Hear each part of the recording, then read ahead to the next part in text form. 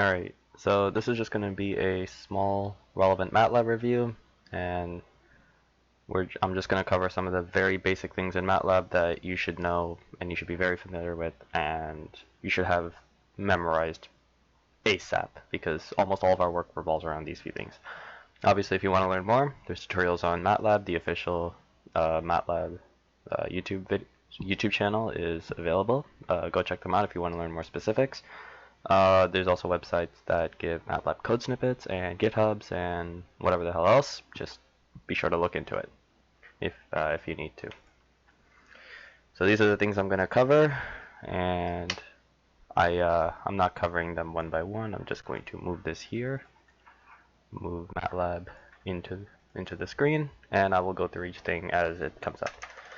Okay. So let's begin with the main screen. So when you open MATLAB, this is the first thing that shows up. You have your command window. This is more or less like a terminal where you run your scripts or your code. You have your current folder. So the current folder, if I'm not mistaken, the default folder should be in Documents under MATLAB. This is where it goes, and you can see that right here. You can, if you wish to change your command window is actually linked to this folder, and your path variable, which I'm not going to get very much into that, I'm not a comp sci major, but let's say you wanted to run a file within, say, Space Mission Design, you'd have to open that folder, and the command window will know that you are looking in this folder. Yeah, so that's current folder stuff. You have your script. So let's say we want to make a script. Let's go into, let's say, miscellaneous. Actually, let's not do that. Let's go back one. Okay, let's just make a new folder. So new folder, and we're going to call this tutorials, because this is where I'll put all my tutorials one by one as I make them. We go into tutorials. Oh, whoops, I did not mean to move this in.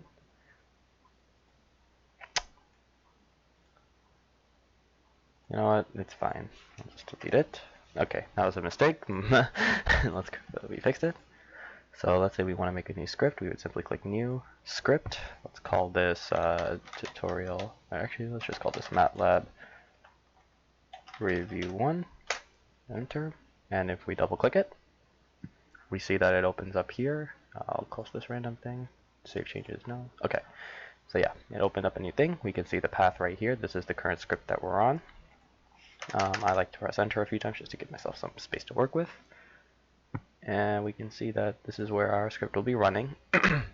And yeah, whatever code we write here, we would type in the name of the file down in the command window and it would run it. Quick example, I guess, display start and display done. This is just a habit I keep so I know when code has started running and when it stopped.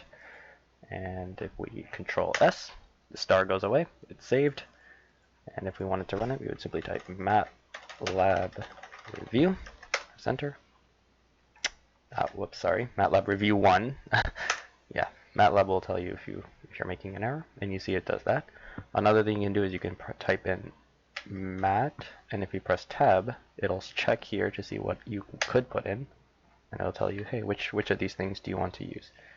And if we scroll down a little, we see MATLAB Review 1. These are all like the default paths, but MATLAB Review 1, same thing. Pretty straightforward. And next thing you'll notice is we have this thing here called the workspace. So the workspace stores whatever variables and whatever things we create in our scripts, and yeah. So I mean, let's just jump right into that. Let's define some variable A. We'll set it to the number 1. Let's do B, we'll set it to 10. C, we'll set it to 100. And save. And if we run the script now, we see that the workspace has stored these 3 variables. Let's say we modify one of them. If we rerun the script, you'll see that it changes it as well. Fun thing, you can actually just go down here and type in a variable and it will tell you what it is. So if we type in A, you'll see that it prints out 1. B gives you 9. C, as expected, will give you 100.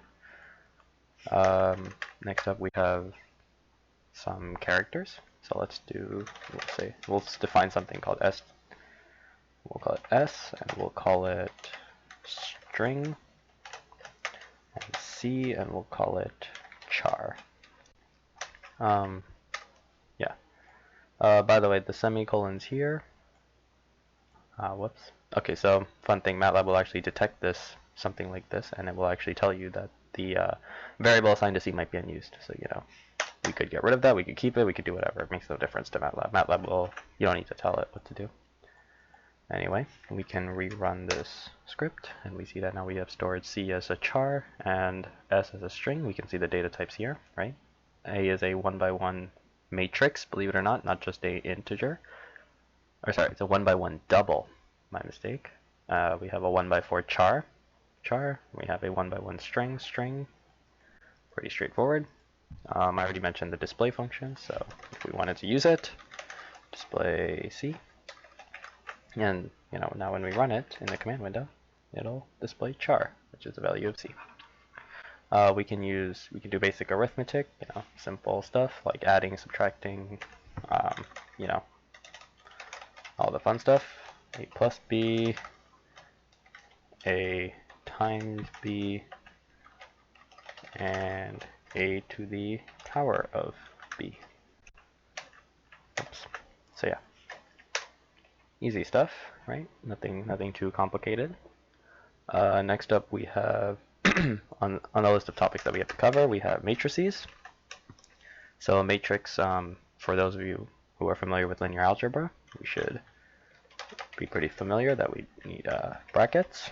And let's say we want to define the rows and columns in a certain way. So let's do 1, 2, 3. This tilde, or sorry, not the semicolon inside here will tell the MATLAB to go to the next row. So 4, 5, 6, 7, 8, 9. Save. And right here we can do display M. I'll just save myself a little bit of space while I'm here. Yeah. So now if we run, bam, we see our matrix. If we try to make these, we can if we try to make this matrix uneven, it'll give us an error, right? If we put in a 0 here, it'll give us an error. But that being said, we can definitely just, you know, we don't have to choose square matrices. We can choose whatever. Right? Pretty straightforward stuff. So yeah. Obviously, we also have we have some functions that help us define basic matrices for setup, right? We can do zeros and let's do 2 rows and 3 columns. Then, actually no, we'll try to be consistent here. So we'll do 3 rows and 4 columns. And at the end of this, we'll just display Z. Let's run this. You know, as expected, rows and columns, right? And let's say we want to access different parts of our matrix, right? So how would we do that? Well, there's an indexing, right? So we could do M, open, close parentheses. And let's say we want to access the element in the second row and third column. So then rows, column, so 2, 3. This should give us 6. Let's run it. Yep, see, second row, third thing. Something that usually trips people up is that MATLAB doesn't start counting at 0. It starts counting at 1. And so, you know, for those of you who know some Python, this may throw you off a little bit. You can, you know, it's a bit annoying, but you know, we have to deal with it. If you're ever doubting yourself, you can actually test it down here, right? So we have the matrix M stored here. So what we can do is we can do matrix, and let's say we want to check what is in the second row, third column, right? Just for our own sanity's sake of looking here and down here. If we press enter, we'll see 6. Okay, then we know our code is right. So yeah, some of you might wonder how I did that. If you're in the command window and you click the up arrow, you can see your previously run commands and how many times you ran them. So you know, this is something I just ran. This is something I've been running 7 times so far. Stuff like that. Pretty straightforward. MATLAB also has access to some functions, right? We can do sine of, let's say, pi, and it will, no, whoops, it'll run it, right? Sine of pi is this number. You might be a little surprised in thinking why it's not 0. You know, just like every programming language, there's going to be some amount of error. When MATLAB computes sine of pi, it gets a number that's very small, but it's not necessarily 0, even though we know, it should be 0. That's just the way errors work on computers. It's not necessarily my major, but if you know that you're going to see a sign of pi, you should be ready to just put in a 0, right? And this value should be small enough for it to be negligible, right? So if we do something like 1 plus sine of pi, we'll see that the error just disappears because everything else is of a different scale. Regarding this problem that we just had with sine of pi, an easy way to avoid this is to avoid getting too close to the limits of what numbers a computer can store. So try to stay away from things that are 10 to the negative 16th.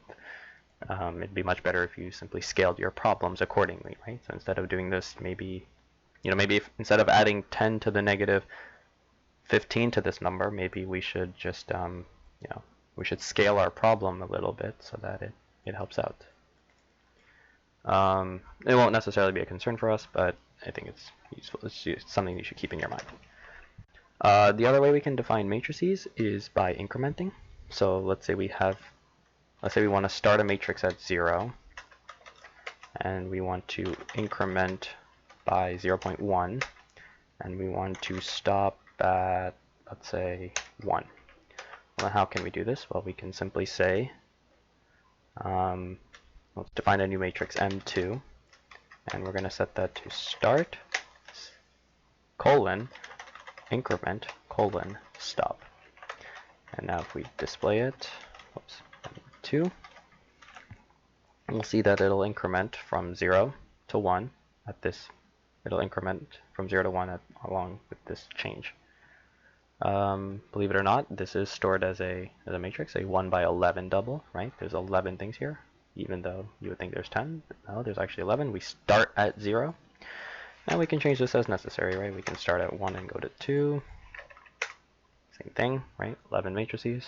Yeah, pretty straightforward stuff. You can create higher dimensional matrices. I'm not a fan of them because I find it to be a little annoying. But if you let's say we want to create one, well, what we could do is we could hold on, I'm just gonna give myself a little real estate. Okay, what we could do is we can say M3 is equal to 1s. So zeros made a matrices of a bunch of zeros. 1s will make it a bunch of 1s. Let's say we want to make it a 2 by 3. No, let's do this. 4 by 3 by 2. So this is a multi-dimensional matrix, and whoops, wrong command. There we go. Sorry, I didn't display it. That's my error. Display M3, and bam. There we go. So you see, we have multiple. We have 2. So these are the rows and columns of your first layer, this thing. Rows and columns of your second layer, this thing, right? And 4 rows, 3 columns, and 2 of them, right? And the way of reaching it is pretty straightforward, right? We can just do M3 of, let's do this, row 2, column 3, and layer 2. And let's say we want to set that equal to 10. So we do this. I'll just copy this command down a little. And now if we run it, we'll see that in our second row, third column, second layer, the value has been changed. Right? Pretty straightforward. MATLAB is very simple and forgiving with its syntax. Something you may have noticed while I was, typing in the ones command and also up there is if you want to type in a command. So let's do this. Test equals ones, and we open the parentheses. You can see that MATLAB helps out a little bit, and obviously, you can click more help, and it will, you can see what it's doing. And yeah, very useful stuff. So yeah, this is all the basic things, right? Creating variables and stuff. There is more complicated stuff, right? You can create classes and objects, but I'll save that topic for a later tutorial. This is just the basics. Now let's go into some of the functions that we can use, right? So we can use, obviously, MATLAB is a programming language. We can use if and the related stuff. So let's do this. Actually, let me set up some stuff first. So let's do a is equal to 10, b is equal, sorry, no. A is equal to 1, b is equal to 2, c is equal to 3, d is equal to 4, right? Oh yeah, these errors are showing up because I didn't put a semicolon. Terminate to suppress the output, right? So if we don't do this, it will, let's just run it and see what happens. If we do it, then we'll see that it displays the variable. This semicolon serves as like a suppressor, more or less, right? That's why it's telling you that that's not going to be suppressed, right? So let's do this. Let's make some random statements. So if a is greater than b, then display a is greater than b. Else if a is less than b, display a is less than b. Pretty simple stuff. And we can also add another thing, which is else display, and this would be should never come here. And this is something that you obviously you want to be on the lookout for, right? Let's say we have code that we want to make sure, like, hey, we are meeting one of these two requirements. This is how you would test it if you had any issues. And as we can see, if a is equal to b, then this code will actually go there. So we do this, and obviously a is less than b. But if we set it to 1, well, now we know, hey, our code is a little incomplete. There's something here that we shouldn't, this is a scenario that shouldn't happen. Yeah. Other than that, we can do other things, like we can create for loops, right? So the way for loops work is we tell it like the increment variable a, and we set that equal to either a range or a matrix or some length of values, right? So if let's say we want to go from 1 to 10, then from 1 to 10, it will go. Obviously, we have to tell it to end, and oops, if we press enter, we can see display a. So this code is very simple, right? We'll go through 1 and 10, and we'll print everything in between. Right? Pretty straightforward. Sorry, it's a little... Yeah, there we go. I'll set it lower, actually, just to make my life easier. But we can also see that MATLAB lets us start from 2. It goes from 2 to 5. Note, it starts at 2 and ends at 5. It includes both of these, right? The other thing we can do is, like before, we can actually control the increment, right? We can go at, let's say, 0.5. And we can, increment it half steps, right? This is very useful when we want to, go through small time steps. Yeah, pretty straightforward stuff. Some of you might be a little, some computer science people might find this a little weird, but believe it or not, you can actually, let's say we decide to step in 2s. Well, you might think to yourself, okay, well, this will go from 2, 4, 6, but 6 won't print, right? Pretty straightforward. And indeed, this is what we expect, right? It will stop going as soon as this is not within the bound, right? So the bounds are 2 and 5, and it will print 2 and 5, but nothing outside of them. So yeah, the other stuff we have while loops, right? Obviously, MATLAB has booleans, so while a is greater than, let's do d, a equals a plus 1, and we just end here. Oops, end here. So pretty straightforward. We can just display a, and if we run this, whoops, where did I mess up? While a is greater than d, a is equal to. Did I mess this up some? Weird. There should be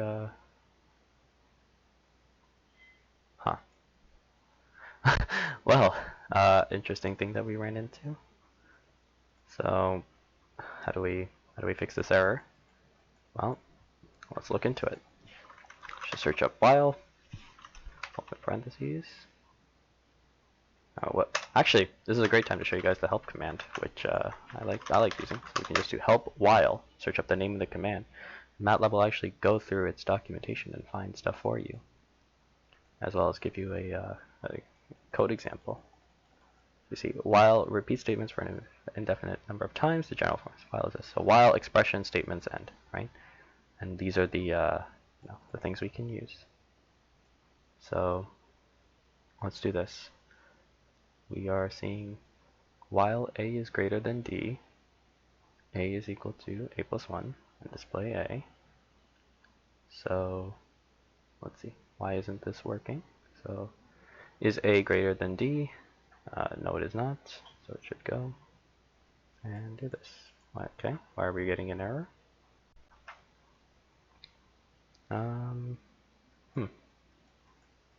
An interesting statement, to say the least, I guess. Let's Google it. While MATLAB. And the MATLAB help pages are extremely helpful. So definitely something to do.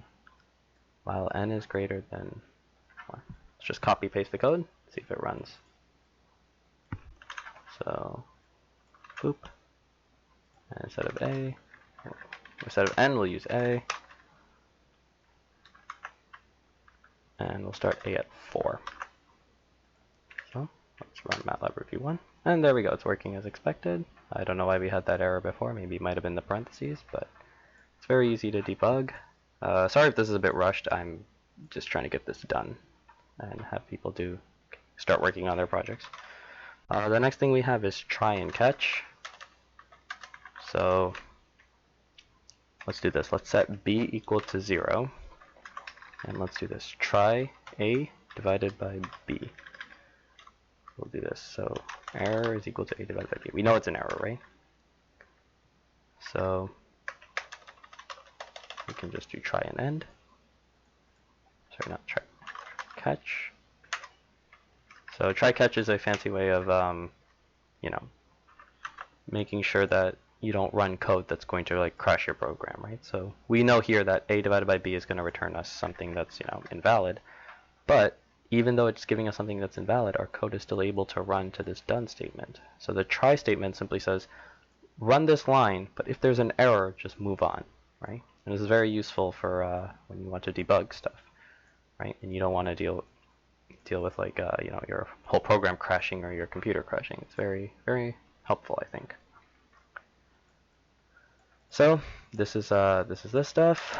Last topic that I'm going to cover is functions. So if we want to define a function, new function, and let's call this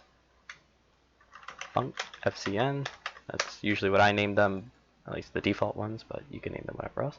Note that this name has to match the name of the file. So we have input arguments 1, 2, and we have the output arguments. So let's do this. Let's make a simple function, one that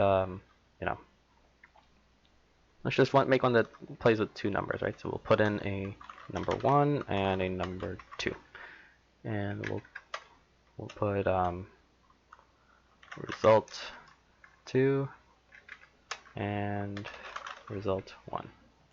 Obviously, this stuff is unnecessary. If you feel the need to leave a detailed summary, like if your function is sufficiently complex, definitely use this. This is a tutorial, we don't really need to do that. So let's do result 1 is equal to num1 plus num2. Result 2 is equal to num1 times num2, right? Pretty straightforward. Yeah, and let's go into our MATLAB review and let's just run the function, right? So we're going to save the variables as a and b, right? We have 2 outputs to our function, result 1 and result 2, so we need to save it as a matrix.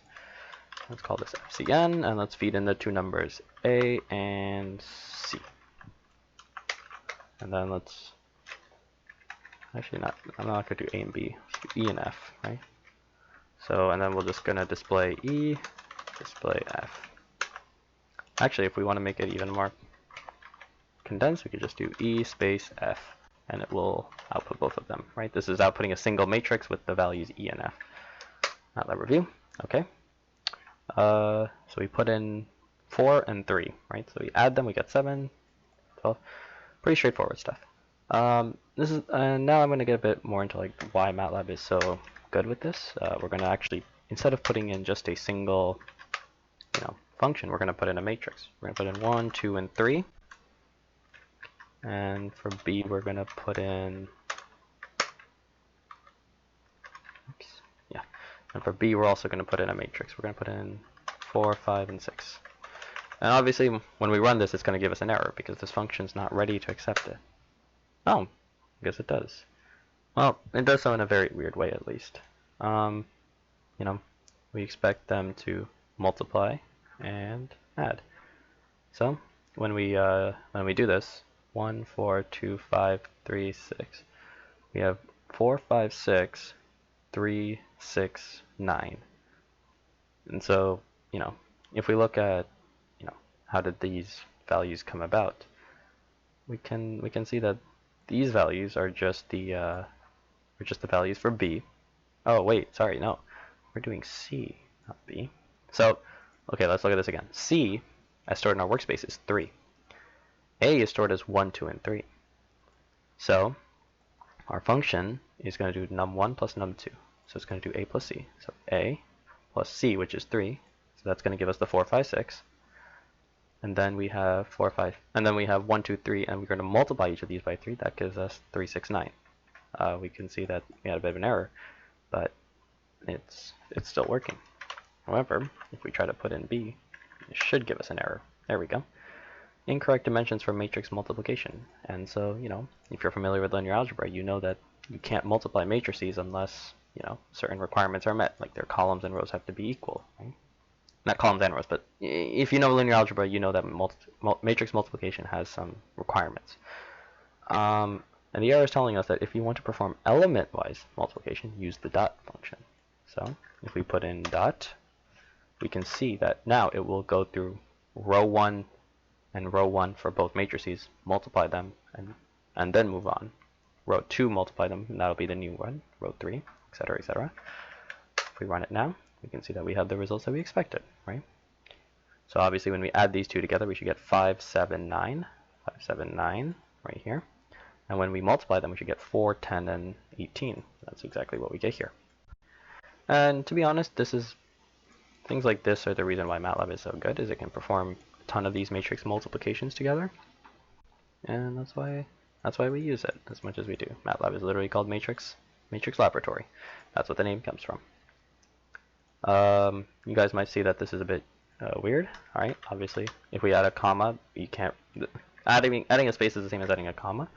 But if we want to separate these answers, we can put a semicolon, and this will split our answer into 2 separate sections, right? So E will be the first row, F will be the second column. It's the second row, my bad. And yeah, that is all for this tutorial. It's very basic. To be honest, you can do a lot of things with this. Once again, don't forget to use the help function, right? It's there to be used. There's a help bar right here, documentation, examples.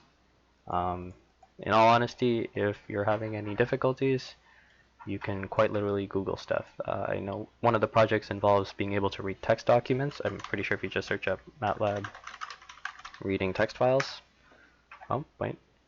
There's a better thing there. MATLAB read text file into matrix. We can see that there's already been, there's been a bit of work developed by Mathworks. We can, if we know the delimiters, we know what the file is called, we can, it's very easy to read stuff. So definitely look into, definitely be ready to use their help pages. They are indeed very helpful. They're very productive too. And it's, odds are that the majority of the stuff you work on has already been done. And yeah, that is all. One last thing, if you want to, you have all these variables here, and let's say every time we run our script, we don't want to have like the problem we had like just now was that we were using C when we didn't have it defined here. A very simple way around it is to do clear and CLC at the beginning of our code, and that will clear it before we run our script. To show you what it does, you can also run it in the command window. Clear will simply clear your workspace, and CLC is clear command line or clear command window, and that will delete this. That being said, you can still go up and use these things. So if we run it, we still get the same value. The values are still stored here, etc., etc. And yeah, that is all for this tutorial. Very simple stuff. And to the people on my team, just make sure you have MATLAB up and running sooner or later. We do have to begin our work, and yeah. Apart from that, good tutorial, and I will upload more in the future. Alright, that is all, and meeting done.